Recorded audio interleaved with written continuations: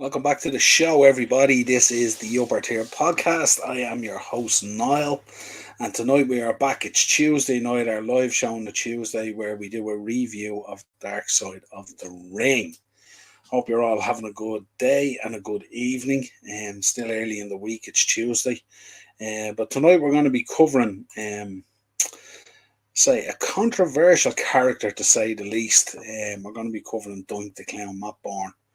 A very, very interesting episode. Um, Quite a dark episode, I would say. Gonna need some apple juice for this one, but yeah, quite a dark episode. So let us know your thoughts on it. Acers, how are you? Acers is looking forward to Big Josh and Double Vision Skinner episode. Yeah, absolutely. Crazy, crazy stuff coming up. Again, this is another one. It's kind of a theme throughout this season in Dark Side of the Ring. This is another one where it's kind of like, it's kind of a reflection, kind of one of what might have been and what could have been and stuff like that, and all. So it's quite sad. It's a little bit traumatizing. It's a little bit strange at times, and I think that the theme through it really goes into a crescendo, basically, of, did he pass away or was he murdered? Um, Goes into that kind of a theme, and it's a difficult one between what was his current wife and his ex-wife and his kids, especially the girl Tegan, who took obviously her dad's passing very bad, as most daughters do, and kids in general. But this was a kind of a tough one as well, because it kind of tried to flow the narrative throughout the episode of it was kind of constantly good versus bad, locking horns, basically. And people wanted to know, they wanted to get the message across that obviously when the guy was, he obviously had his demons, in terms of alcohol and drugs and stuff like that and all, and they wanted to know that when he wasn't doing that, when he was clean and when he was off that kind of stuff, that he was a great husband and a great dad, and you could see the photographs and the stuff that they reflected back on, that there was most definitely good times within those marriages and with those kids and stuff like that. But I suppose the question weighs on it: did the bad outweigh the good? Really, as you go through it. Um, it's an interesting one because none of the people kind of quizzed on it or spoken to on the episode, you know, tried to hide the fact that he had his demons and stuff like that. So they were quite straight up with the fact that, yeah, and there's factors that affected that, and of course we'll go into them and stuff like that. But there's factors that obviously affected Matt Bourne. And obviously to develop a character like this, like Doink the Clown, it's kind of like where you get the feeling kind of the character was kind of very much like someone who was trying to deal with things from his past that he had never dealt with, that was kind of coming through in that character, if you like. And he kind of had a desire. I mean, back then wrestling was kind of like, it was a locker room of guys that were tough guys and wanted to be presented that way and stuff like that. So obviously there was issues here that Matt was carrying, obviously from his childhood. Um, and it's kind of an unusual mix in this one, because this is where he was very close to his dad, and his dad was very proud of him. I think his dad's name was Tony Bourne, who used to wrestle as well. But it was his mother who abused him when he was a kid. And it goes into a little bit of detail on that. And obviously that was something back then that might have been quite prevalent, that wasn't dealt with like it is today. And you didn't have the outlets back then to deal with it, especially later on in life as well, when when you kind of reflect on those things, and then it kind of you find a way to escape from those moments that bring you back to your abusive childhood and stuff like that and all. So obviously he went into wrestling, developed this character Doink the Clown, um was extremely popular extremely successful. They talk about the merchandise, they talk about the matches, all that kind of stuff. Um, but because of the demons that were there, and because of the drink and the drugs and the kind of, maybe, dare I say, the culture even back then, um, led him down this path of kind of abuse. We hear about the abuse that Michelle suffered, and then she had to walk out and stuff like that, and all with the kid.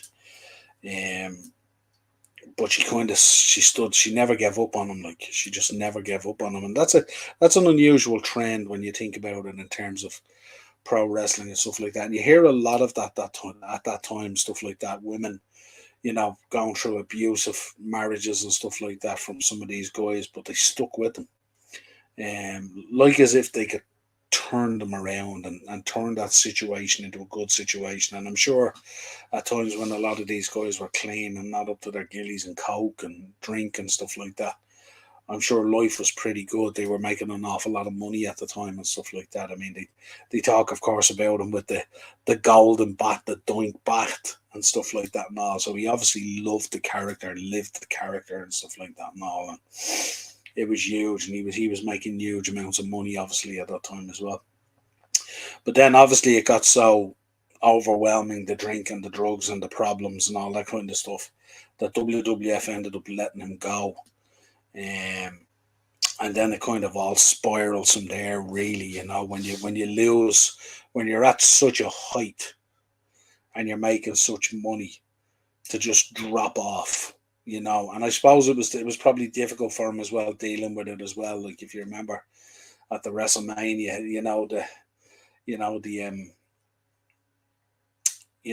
the two Doinks in the ring with Steve Kern, and they were doing the mirror thing and stuff like that and all. That must have been really, really tough. WrestleMania 9, and obviously his conclusions and his paranoia at the time was well served to him, because obviously that was the plan. The plan was not to lose the character, not to lose the amount of money being made off merchandise and all that kind of stuff, and to basically, you know, weed him out and roll someone else in, but the Doink character continued. So that must have been quite upsetting as well. I'm sure it's one thing that if you play a character in pro wrestling and then they take it out of the system. If you were thinking someone, say, like, for argument's sake, say the boogeyman, and someone else came in doing the boogeyman, I'd imagine it would hurt a lot more than if they just let it lie and you kind of vanished off TV for a while. And I think Michelle talked about how losing Doink tipped him over the edge, and it spiraled out of control. And then he was doing some stuff on the indie scenes and stuff like that, and he was still pushing the Doink thing. And I'm sure he got the whole cease and desist kind of thing from WWE or WWF at the time, whatever it was. They talk about the stuff with Mick Foley and all, and Mick Foley said, like, in terms of character and stuff like that, he had it down. And of course, a freaky wrestling clown is always going to be huge with the fans, isn't it? And stuff like that. If you think, like, most wrestling fans are probably a fan of horror movies and stuff like that as well. So to have a crazy clown in there beating the stuffing out of a guy and stuff like that, you're gonna get drawn towards that kind of thing. And I think at one stage Mick said he actually wanted to be him. Because obviously, if you can imagine that you're kind of, one minute you're Matt Borne, and one minute you're Mick Foley, and the next minute you have to, propel yourself into being Doink the Clown, or propel yourself into being Cactus Jack, and all that kind of stuff, which is quite the leap. So there's interesting parallels between himself and Mick Foley and stuff like that. They also talk about, obviously, Jim Duggan, Hacksaw, a man who I've met a number of times at WrestleCons. He's an absolute gent. What a guy. And he obviously, back in the day, I think they tagged up and stuff like that and all, and they wrestled and stuff like that, and it got out of hand. And they talk about that incident that happened at the show where he kicked your man so hard in the head that his eyeball popped out and got into serious trouble over it. And he got let go, and then he was brought back, and Hacksaw didn't. Hacksaw survived. So I'm sure there was a kind of a a bitterness there, if you're tagging together and one gets hung out and one doesn't. But obviously, one person just took it too far, really. Um, and then they talk about the fight with Brian Blair, and that was interesting as well, because obviously he was trying to. I think he was trying to, within the locker room, trying to create himself as being accepted as a hard guy. Um, and to the point where I think it was Ivan Koloff stepped in and stopped him. He was going to rip the eyeballs out of Brian Blair, and it could have ended up really, really worse than it did.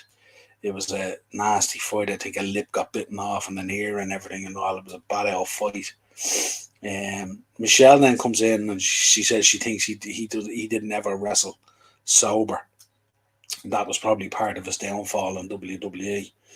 And they talk about the bathtub and all that kind of stuff. So he was obviously enjoying the fruits of his labour, in terms of how successful he was being, in terms of royalty payments and all that kind of stuff. Must have been huge.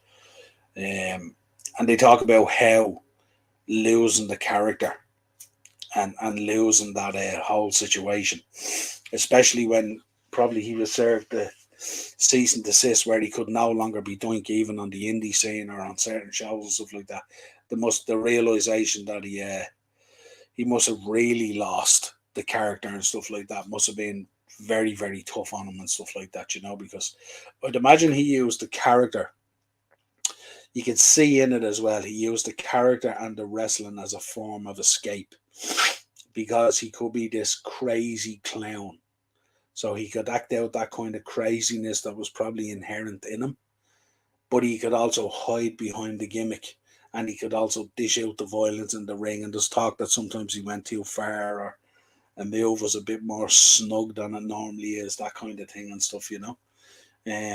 But his running there was obviously very, very way shorter than what it should have been. I mean, this is a guy who, dare I say, could have went on for years and made millions and millions and millions, really. So that's why I'm saying it's kind of built on the premise of a what if kind of situation and stuff like that. And it's sad to hear about, a guy who got abused by his mother, had to bottle that up and deal with it, and then went into the business of pro wrestling, which is a man's sport back then and stuff like that.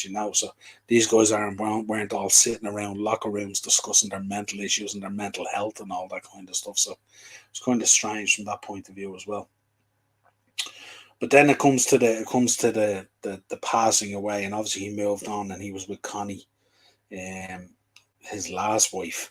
And this is where this is where you get the real dark side of the ring, when he passes away, and the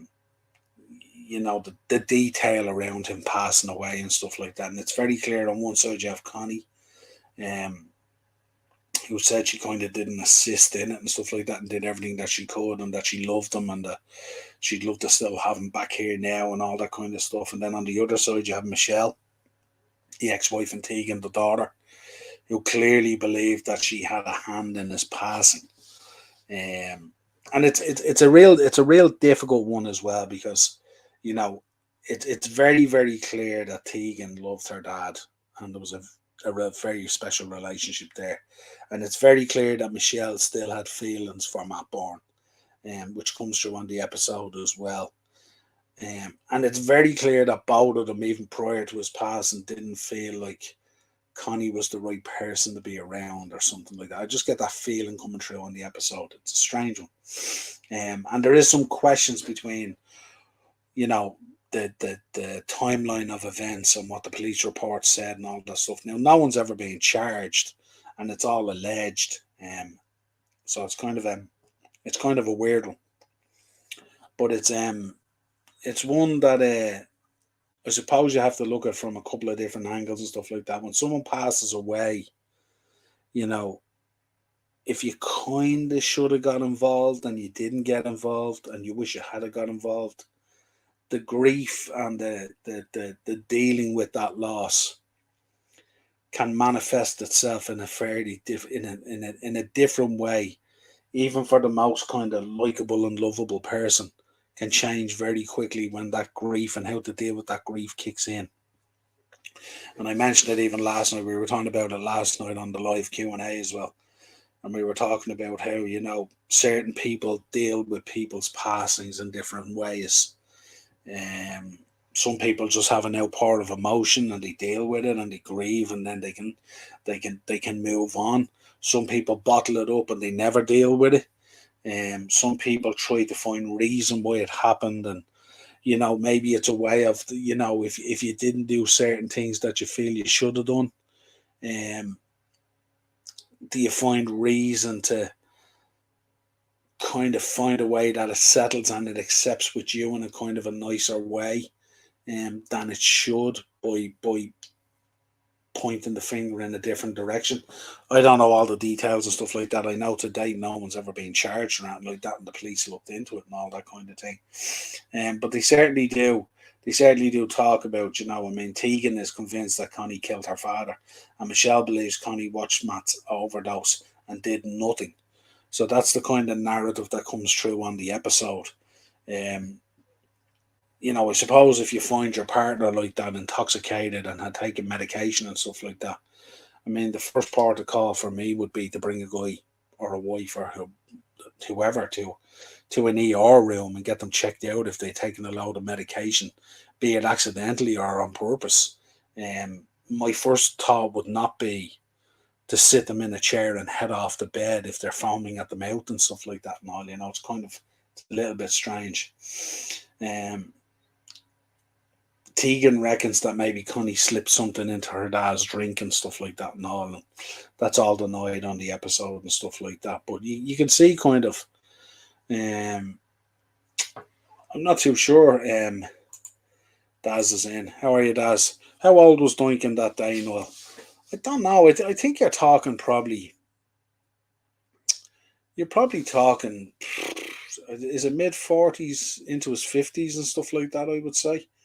I'd say in around that time, looking at it anyway, because he'd been around for quite a bit. Although his run in WWF was short enough, but I can't imagine him. He was old enough, like, because he had spent a bit of time in there, and stuff. So, but I'd say somewhere between mid 40s into 50s. I'd say when he passed, he was probably in his 50s. I think I might. Did I read something saying 52 or something like that? Let me look it up. What age was he when he passed? It's weird because it's quite. This one is interesting than the other Dark Side of the Rings because it's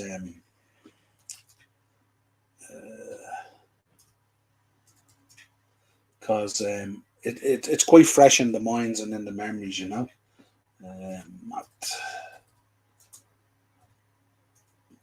Borne.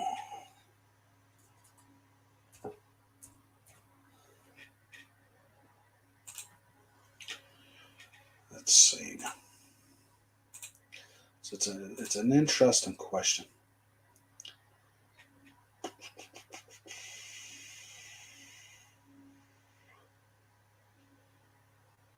55 he was. He was 55 when he passed away. So there you go. So yeah, it was into his 50s. I had said. So, but yeah, it's an interesting. It's definitely an interesting tale, but not necessarily. It's a strange one because I know, you know, he obviously lived and breathed the character, um, but kind of took it home with him a bit. And obviously the success, his success in pro wrestling in that short space of time, obviously led him down the path of cocaine and drink, and I'm sure there was painkillers and everything involved at that time and stuff like that. He was working, he was constantly featured. Um, but it really is a tragic story of a guy who, if he had stayed on the straight and narrow, and if he had been able to control the riches of his work, um, who knows, he'd still be around today, no doubt, because the character, people loved the character. I mean, I have the figures back there. I also have the Hasbro and all that kind of stuff and all. So I think most people back then, it was kind of cool, especially when you were younger playing with the figures and stuff like that. It was always cool. Everyone always wanted the crazy clown, Dunk the Clown figure as well, to have in your set when you were playing with the figures or working out the matches as a kid and stuff like that. It was a pretty cool thing to do. obviously you're drawn towards that because of the color and all that kind of thing. It's like Rey Mysterio now. When you look at the figures now, you get great Rey Mysterio ones. The Warrior was brilliant for figures. Macho was brilliant for figures. Now those larger than life colored up characters and stuff like that. I always loved Coco Beware as well, with Frankie with the bird and all that, and Honky in the jumpsuits with the guitars. These are all larger than life characters. So obviously you will be drawn towards it. But it really is a kind of a tragic story of, the sins of a childhood that weren't dealt with as a kid, because there was probably no out to do it, and found it very difficult to deal with that. Carried it with him as a crutch, and it manifested itself, leading to a path of destruction, basically. Which kind of ended his time in WWF. Spent a little bit of time, as I said, on the indie scenes. Got stripped of the character, and just and it ended up passing away in this way, which is very, very sad. And it's sad as well to hear, both Connie and Michelle and Tegan, at loggerheads about this, when really, when someone passes away, it's really a time for them to let them rest in peace. But obviously you won't rest in peace you know until these things are kind of ironed out or fixed, or if they ever are. Otherwise you carry it as a crutch yourself in your life. And I think the key thing that comes out from Michelle's point of view as well, I think she truly did love the guy. And I think, she wants people to remember, like, the good side of Doink the Clown. And I think that's what most wrestling fans do. When I see the figure Doink the Clown and I see it on my shelf or in my collection or whatever it is, or from cleaning or tidying my figures or whatever, I do remember good times in wrestling. I remember fun times watching the matches and stuff like that and all. I don't think about all that other stuff. So I think I could probably say from a pro wrestling fan point of view and stuff like that, I think Michelle would get her wish from that point of view. I think we all know he was a little bit out there and a little bit crazy, but I mean, he was a clown and he was a wrestler, so how much more crazy can you do? But it was another tough one to review, because it's there's so many layers to the story. There's the layers of feeding back into the family, things not going too well, leading to abuse within that situation, his own abuse that he suffered as a kid, that he carried with him, um, and then his tragic passing, and how that situation could have been so much different, um, and unfortunately it wasn't. And sometimes that's it. Sometimes that's the way it's mapped out. Sometimes that's the way it's going to go. You're on this path, as they say, of self destruction, um, and you won't be happy till you get there, and you're going to find a way to get there one way or another. And whether someone had a hand to play in it, or whether someone else believed you had a hand to play in it, that kind of situation was going to manifest itself eventually as well. And it's sad for the likes of Tegan and that. Because, as I said, she obviously loved her father, and the tattoo she showed on her arm and all the portrait was very, very cool to see. And as they said, they went through the pictures and stuff like that, and that's always the heartbreaking part of it, because you do reflect back to the pictures of good times when someone's clean and on the straight and narrow, and they're a totally different person, and they're a family man, and you're going out and you're doing family stuff with your kids and all that kind of stuff. It's a very different situation. But that's it, folks. That's it. That's a review of Dark Side of the Ring, Doink the Clown, Matt Borne.